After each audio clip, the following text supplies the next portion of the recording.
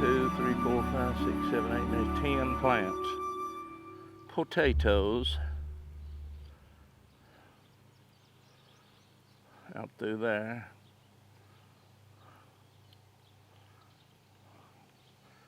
They're doing pretty good. Doing pretty good. Cilantro, that's volunteer. We just don't use them much. Of course, there's a tomato right against it. It just happened to fall there. And tomatoes on out through there. A few little ones. Got lots of tomatoes. I'll stand here. Maybe I can show you the tomatoes over there without going over there. You can see them in the cages.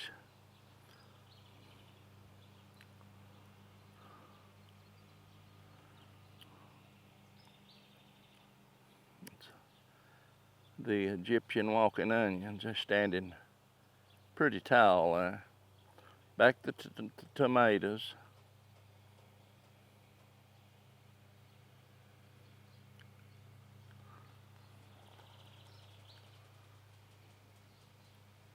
That's volunteer tomatoes that come up around that post. That's tomatoes I planted from seed this year. Again, they're little tomatoes out through there in the cages. Didn't plant a whole lot of stuff. Right out there is a few cucumbers. Right in there, cucumbers. Yeah. And on the end, out there at the end of that string, is a few tomatillos.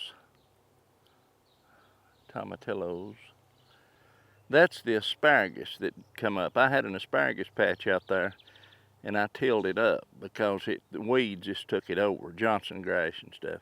That's been a couple of years ago. But anyway, you can see, maybe, that's more than I can do out here in this bright sun. That's purple passion asparagus right there. One little crown there. And I think that's Mary Washington. But anyway, I'm going to let that grow and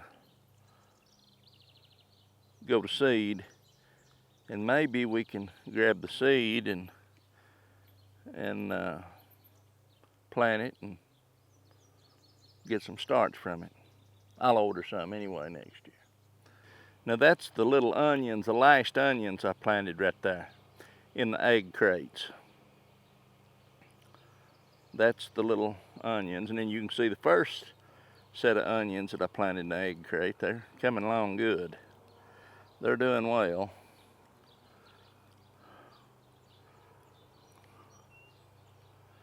They are. You can see them compared to the ones right beside them. That's the first ones I planted. So they're catching up. Okay, let's go over here. Got a few cantaloupes planted out through there. I just planted them not too many days ago. It's hard to see stuff out here, I know.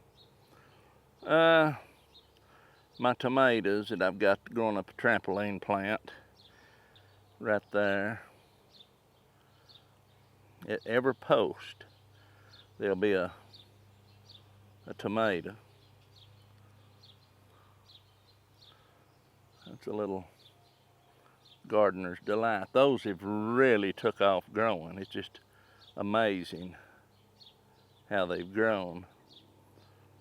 And at the next post,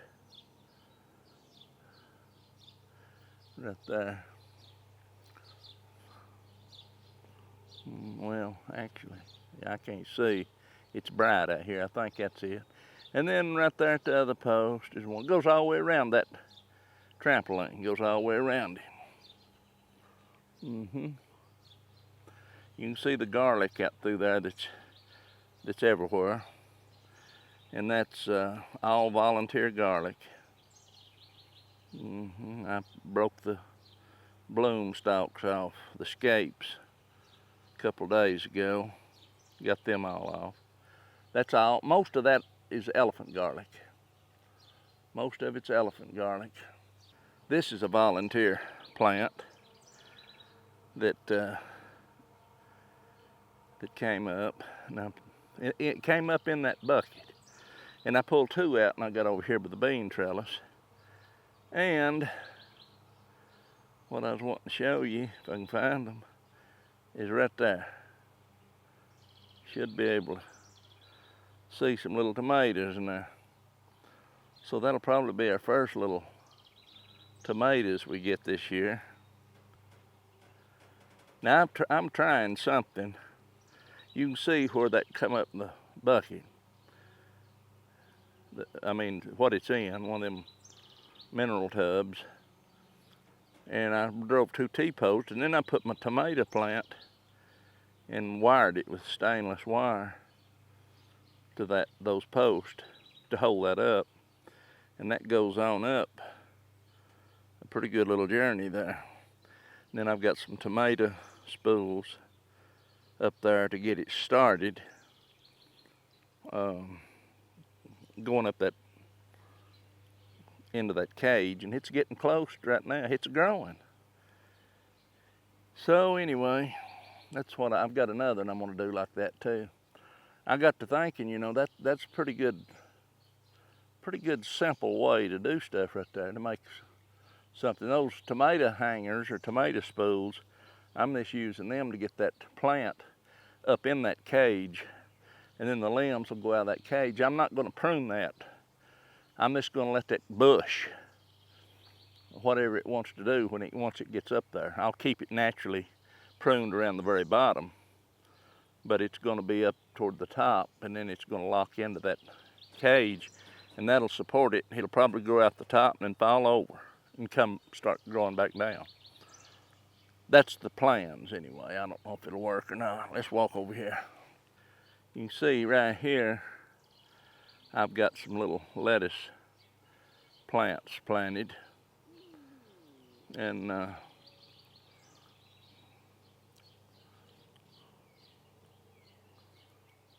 several of them in there. Some of them's growing better than others. I've got a whole tray of them, but that's what I done. Now right there's a zucchini. It's took off growing in the last few days, and I set it out. I was beginning to wonder if it was going to survive, but you can see right in there, it's starting to put little flower pods. Actually, some of it is blooming. Look right in there, you might see a little bloom in kind of the center, that one right there. This one got a bloom right in there, and another one right there. Naturally, you can see the bloom on that one. Should be able to see it pretty good. Yes, sir. And then in that black plastic beside those tomatoes, you can see right there in the center of the screen, those are pepper plants. I've got peppers planted out through there. Peppers, and they go all the way out. Well, actually, in that row of peppers, I can plant 9 more. And here, right in front of us, I've got another row of tomatoes.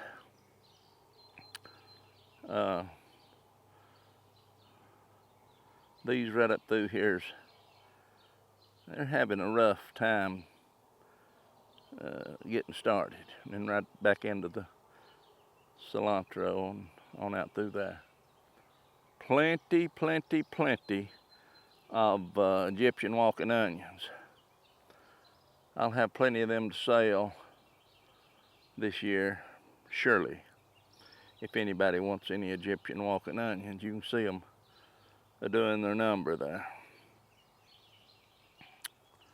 They're growing. They're starting to walk, putting the top sets on, getting ready to multiply. And meanwhile, while they're doing that, they're multiplying down in the soil too. I call that right there my circus. That's my circus equipment. Hey, Lord. This is my little bed that had onions in, and I took all the onions out the other day, and I've got it sown with Swiss chard, mixture of different chards. The bird house has finally got some customers. It's built its nest in there. I think that is actually a house wren. And the last I looked, it had 5 eggs in there. So I would assume she's probably in there comfortably sitting on the eggs right now. It takes pictures, so I can show you a few pictures of that as they progress when they hatch and stuff. Banana trees, I'm telling you, this stuff, it's had a rough spring to get started. Banana trees right there, they've been frostbit about 4 times, but they're making it now. The fig trees is coming along. Now, this fig right here is the one I ordered from Burpee. That's a Chicago Hardy. And naturally I don't know when they took a cutting or however they done it to get that started, but it's off to a slow start. To looking quite pale. And you can see mine right there that I started is doing pretty well, yeah. Yes, sir.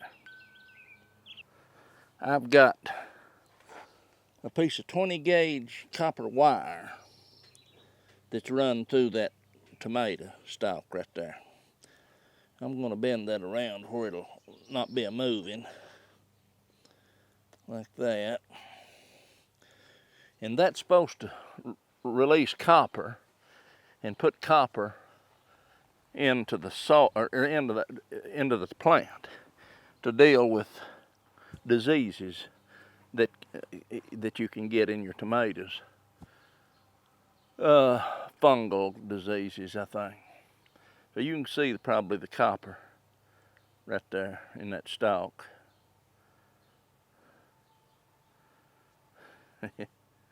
Now I'm just trying it. I've got a couple of tomatoes that I put that in. This to see what would happen. You can see the plants in there waiting. Lots of plants, and they're just hanging in there, waiting to see if we need to plant anything else.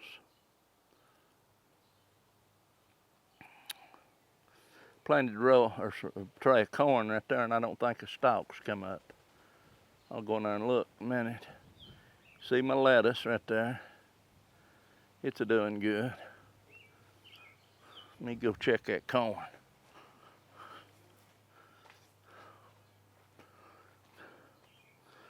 Ain't nothing come up in there. No corn whatsoever.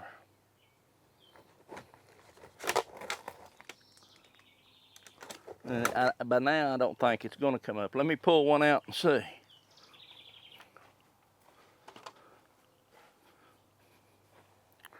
I'm gonna lift this baby right here out and see if anything's in there.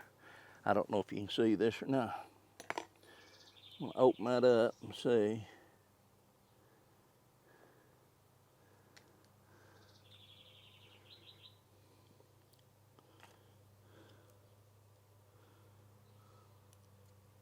No. Phew, stinks. That's a fail right there. That corn wasn't viable. So that needs dumped. And that's what I'll do. The corn is rotted and soured in there. So that ain't gonna get it. And then here, You can see right up there, the beets.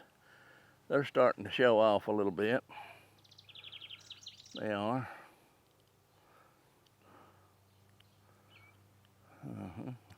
They didn't come up as good as I thought, but fair. They come up fair.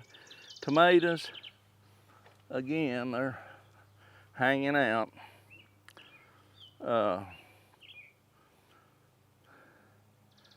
Sweet potatoes are on their way. Get me some slips maybe and plant. And there's another Gardener's Delight tomato. If I ain't mistaken, I put one of those. Let me look and see if I did.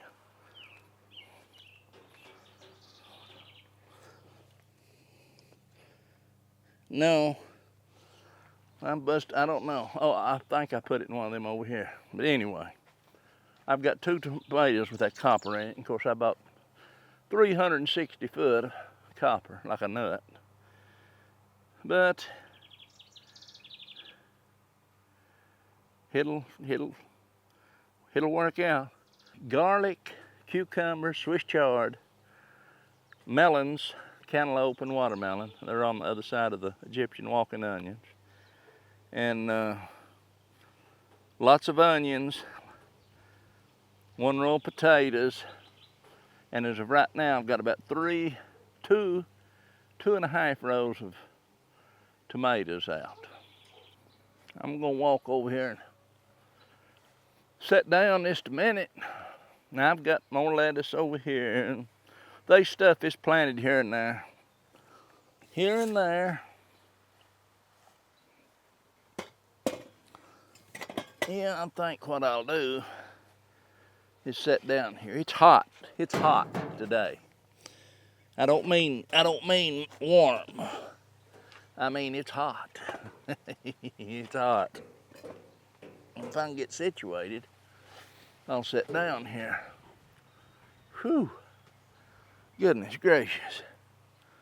It makes a sweat pour.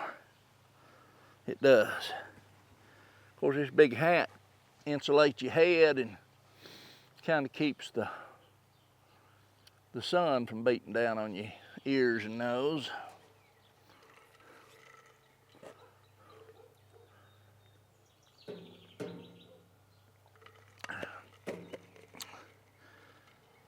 It's like I said earlier, I thought, well, I'm not going to plant lots of stuff. Now, I've done it for years. And you get to thinking, well, you never know what this economy is going to do. You know, I mean, it's very unstable and shaky. So let's put it this way. I used to grow a lot more stuff just in case something happened and you'd have it there. Hickory king corn, squash by the pickup truckloads, pumpkins, all kind of stuff like that. And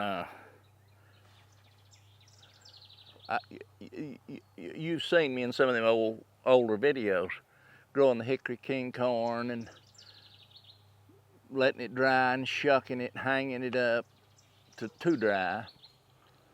And I've still got quite a bit in the freezer. You know, I don't know how much I've got. I'd say 50 pounds maybe of hickory king corn for seeds. And you can order it anyway. I mean, ain't no big deal as of right now. But I've just got to the point, this work, and then for what you use it, and I do utilize it, but how much can you use? I mean, you can get the big eye on stuff and think, oh, I need to put a lot of stuff up. Well, I'm telling you right now, if you go overboard, you'll be discouraged, because unless you're utilizing that stuff and growing the stuff that you actually use every day, where you can consume that, and then of course you grow more next year and you rotate it, you know, and you keep it on stock.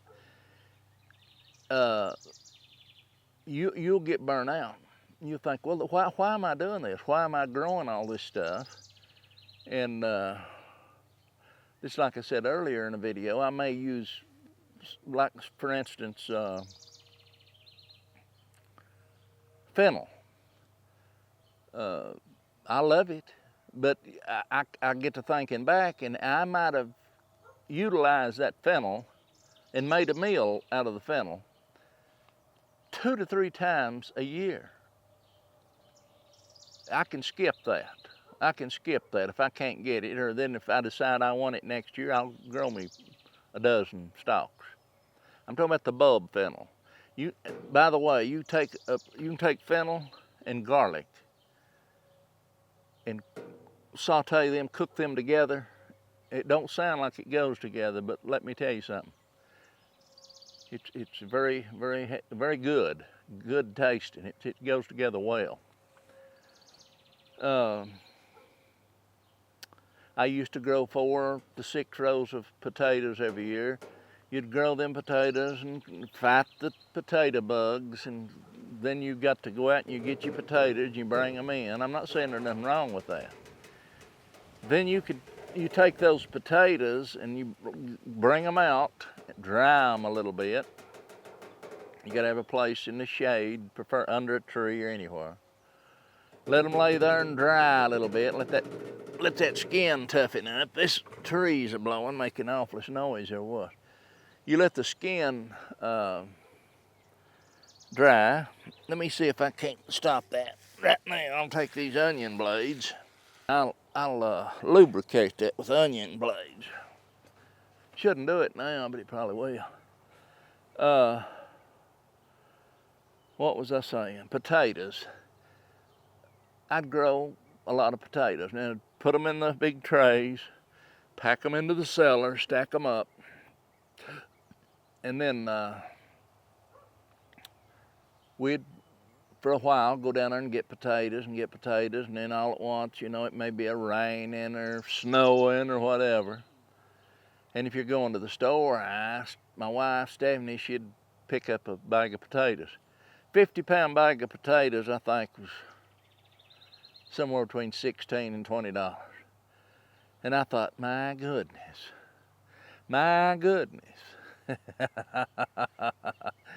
I don't think that I would put the work in growing those potatoes that I growed. It's a lot simpler to turn, you know, that $20 into 50 pounds of potatoes. A lot less stressful on your back. However, there may come a time that you can't go to the store and get those potatoes. So you, at least, what I've told people forever, and what I try to get across, whether you need lots of stuff or not, grow it, because plants require different treatment, you know. You can go out and till up a place and take a handful of seeds and just throw them up there. You may have a few come up, might do well. But you've got to care for, you know, a tomato plant's a little bit different than corn, and corn's a little bit different than onions and cabbage and whatever.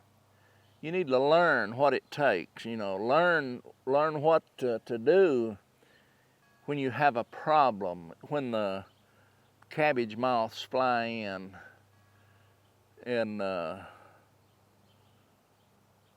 when you see them landing on your cabbage, go ahead and mix you up some BT, Bacteria thuringiensis, I think is what it's called.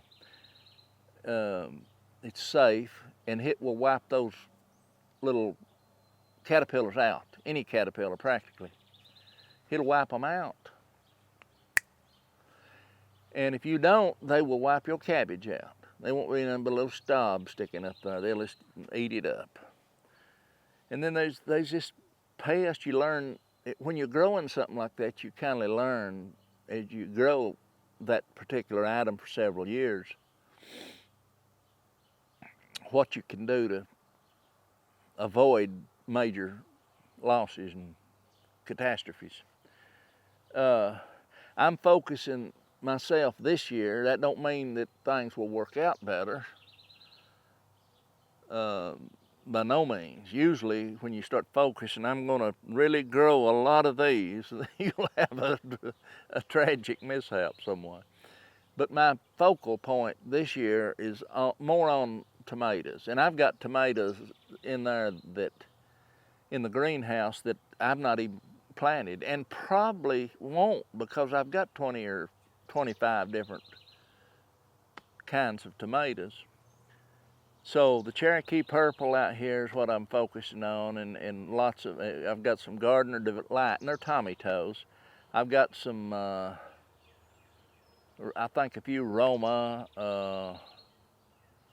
yellow pears, San Marzano, I can't remember the names of them. They're here, scattered around. And I will scatter some more. When these onions come up, and from the looks of those onions, it won't be long till they, you know, they'll be ready. But now those onions are standing up there strong and firm right now, and until those stalks right above that bulb will get soft and collapse, and that whole green part will fall over. That's a barometer telling you that it's time to get me out of the ground. Because if you don't, your onions will start rotting, especially in hot weather. These onions that I've got, most of them, I'm not growing these onions, have no intentions. Now, that's not saying that I won't. I'm not growing these onions. I don't think the kind of onions that I've got planted out here is good storing onions, I don't think. The white ones, I would almost bet you they're not, but I don't know. But what we do is take the bulbs, and we'll chop those bulbs up. I've said it 100 times. And you chop those bulbs up, and we put them in gallon Ziploc bags. I've got a little chopper, and the one I've got's called a Vidalia Chop Wizard. Again, there's a few things that come along that you discover in the walks of life that actually work and are not bad priced, and that's one of them, as far as I'm concerned. I always keep two on hand in case I break one, and I did break the ears off of a lid on one time, but that was my fault, slapping too hard. You get down there and they get full, and then it raises that lid up a little. That lid goes down, and then it works. Halfway down, it puts it in a bind. So anyway, that's what we use. We chop those onions up, put them in gallon bags, and flatten them. Flatten those bags. I don't mean fill them up like a football. Put them onions in there where you can flatten them down to where they're, couple 2.5 inches thick. That way they'll lay flat. You can lay them over here, and then that way when you put them in the freezer on top of each other, they stack like cards. Or you can do it the other way, it don't matter to me. But I'm just saying that's what I do. And same way with lots of peppers. The main thing, here's a trick. Listen careful. Here's a trick, probably with anything. You take those onions, once you've got them in that bag, put them in the freezer. Leave them in the freezer for about 20 to 30 minutes. I'm just saying, 20 to 30 minutes. Check it at 20. If it ain't enough, go to 30. What you want to do, any moisture, and they are moisture naturally in an onion, any moisture will start to freeze. You sure don't want to wash these and put them in the bag and do it, because when you pull them out, you'll have a big hard brick. But 20 and 30 minutes, then what you do is you take them out of the freezer and work them with your fingers and crumble them all back up, break them apart, the ones that's trying to freeze together. Put them right back in the freezer. And then when you get them, they'll be loose onions. You can go reach in there and get you a handful and throw away. I'm sitting here looking at mockingbirds eating my blueberries. And I've got 2 blueberry nets that's supposed to be in the mail today. And I'll actually check right now to see if they're down there, which I guarantee they ain't, but I wouldn't guarantee nothing. Let me look.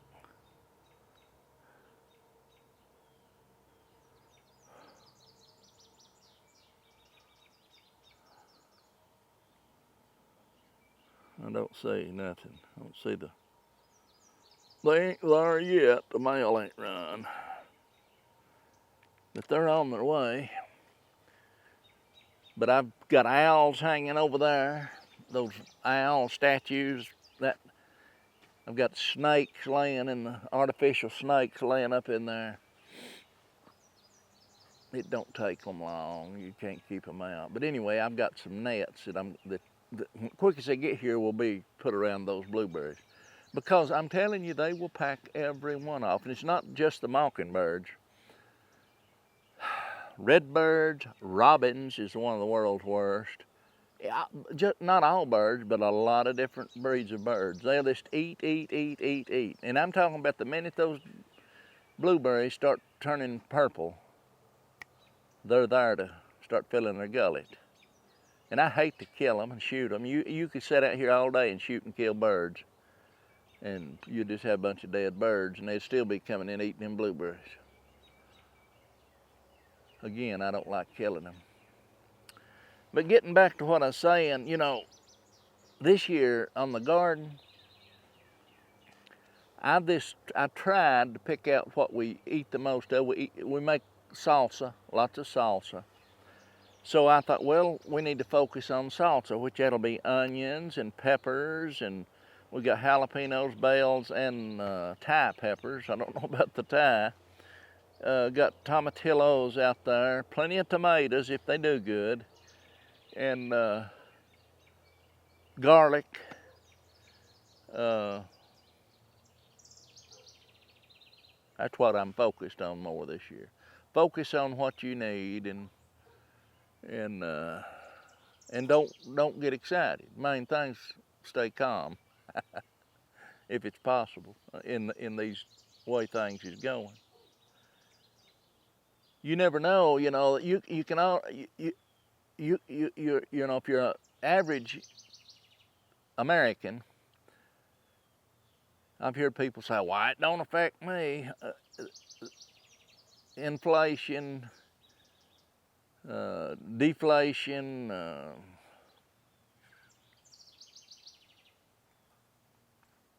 shortages, droughts, storms, unpredictable weather patterns. Don't tell me they don't affect you. They do affect you. You may be sitting well off enough monetarily that it don't matter to you whether you're paying $1.50 a gallon for gas or maybe $10 a gallon for gas. You can say it don't affect you. It is affecting you. You just can't feel the effects of it yet. You hang in there long enough, you'll feel the effects of it. But what I'm trying to say is we don't know the outcome. We can already feel some effects of something. I don't know what in the dickens is causing it. You know, I'll give you an example of what I don't understand. And of course, there's always someone going to see this that they can explain it right into detail, you know. The point is, if we don't get any fuel, hello, Robin, you've been mouthful of blueberries. If we don't use any oil coming out of the Strait of Hormuz, if we don't use any of that, and we're pumping so much oil in America, drill baby drill, which I'm all for, by the way. Why did our fuel go up? Why is it $4.50 or up to $6 or $7 a gallon? Diesel up, I don't know what it is, $6, $5.50, I don't know what it is. Why did our fuel go up? And I don't mean later, I mean right in line with everybody else. Huh. So,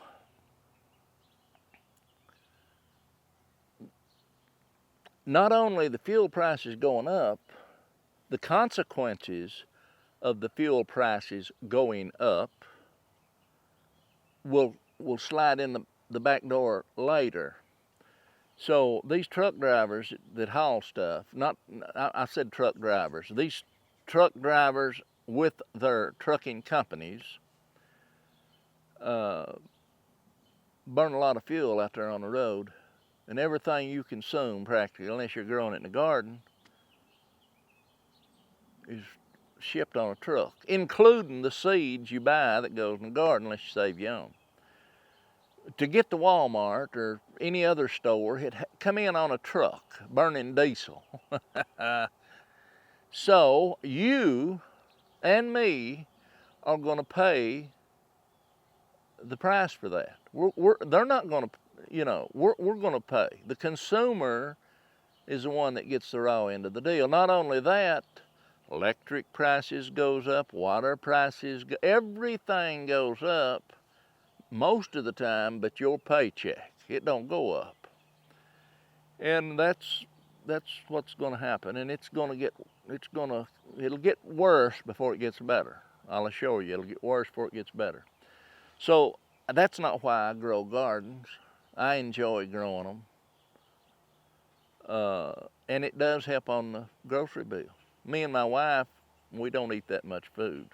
I mean, we probably eat as much or more as anybody else, but it don't take much. And if you've got 5 or 6 teenagers running around, they can keep you running to the grocery store, which is all right too. But I'm just saying, what I started here was with clay mud, a clay ground. And I can go out there and dig down a foot deep and hit that clay again and show you, which used to be on top. Now it's over a foot deep out there of good black wood chips. Good black wood chips. Anyway, I get on a line here of explaining and stuff. Most of it's, I'm talking to myself, But there's things you can do. I mean, they told me, or I heard, there ain't gonna be no blueberries left. There's a red bird now filling up. Let them have them. A long time ago, I learned and heard that the best time to plant trees was 30 years ago. And the next best time is right now. And that's all. I mean, that's pretty self-explanatory. There's Mama Bird coming to the box. That might be Daddy Bird. So anyway, again, if you live in a subdivision, just omit what I'm saying here, because it's not going to work out too well for you, I don't imagine. Unless you got a big lot, then you can do it in the backyard. I'm looking over here at walnut trees that started growing up. They're about 20 to 25 feet tall right now. I'm going to say, yeah, easy, maybe 30 feet. That's probably 30 feet. Right here in the fence row where I pushed all of my old stone fruit trees in that fence row right there. And I done that for a purpose, for the wildlife. I could have easily chopped them up or burn them or whatever, but you got to leave a little room for the wildlife. I see walnut trees coming. Right over here is a plum tree, and I'm going to let them grow. And then I've got poke growing around. Anytime you push a pile up and disturb ground, you'll have poke come up. Birds packing the seed in, no doubt. There's wild grapes growing.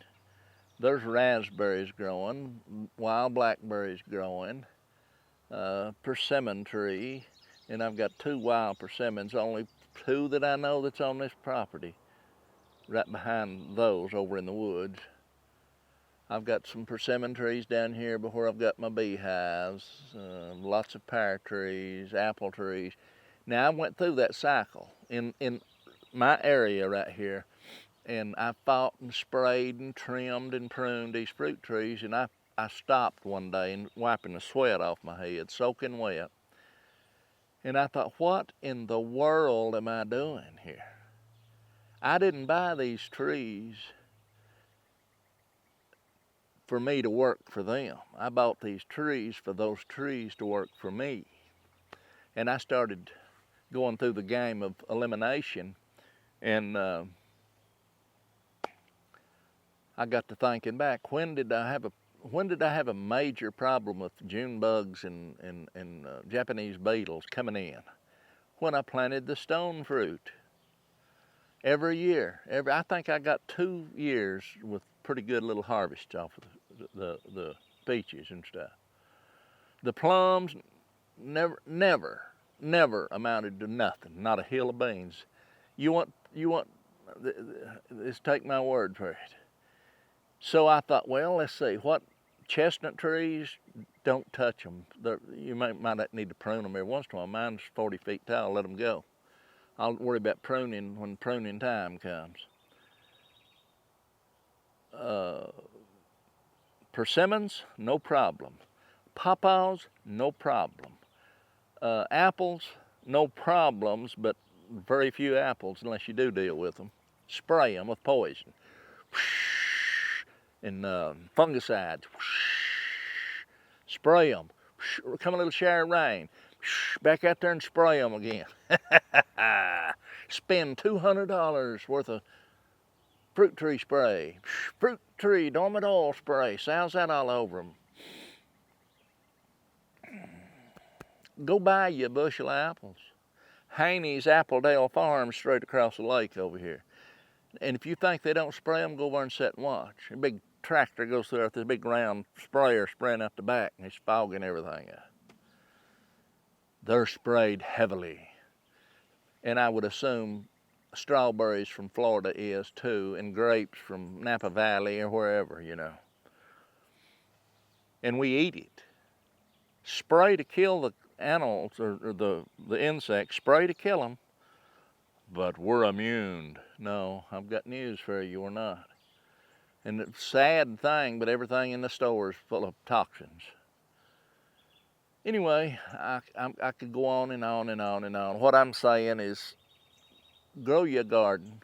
Learn how to grow each individual item. Don't grow a bunch of unnecessary stuff that you don't utilize. Look at your menu that you eat every day. Let's see, if I had some watermelons, I wouldn't have to buy as many. If I had some cantaloupes, I wouldn't have to buy as many. If I had some onions, I'd have good fresh green onions at any stage I wanted, and then I'd have enough to fill my freezer up all winter with onions, and probably plenty to give away. Tomatoes, salsa, you know, you can't start canning. You can't start canning and go down here at Kroger's and start buying tomatoes, 3 packs of tomatoes, and start. You can if you go make 2 little half-pint jars, but I don't. You know, that's a good way to learn. You know, if you ain't never done it, go buy you some, make you some salsa. The thing of it is, when you do that, you'll have more in that salsa than you would have if you went and bought the salsa already made somewhere. Well, I'd know what was in mine. Yeah, you would, unless you bought your produce and then made the salsa. If you growed the produce, then made the salsa, you would know what was in it. But if you think you can go to the store and buy it and then come make it, oh, that's homemade, that's almost like the organic stuff, you know. Oh yeah, real organic is fine. I agree. Just because it's called organic don't mean a hill of beans. Not anymore, it don't. We can use toxins, only certain kinds and certain amounts. Just a little bit of this or a little bit of that, and still call it organic. What I call that is capital H horse shit. All right, that'll be it. I'm gonna go in. It's hot out here, and I just come out here to look around a little bit. I watered this garden yesterday out with the well, and it seems like the little weeds really enjoyed that. All right, that'll be it. Let's go in.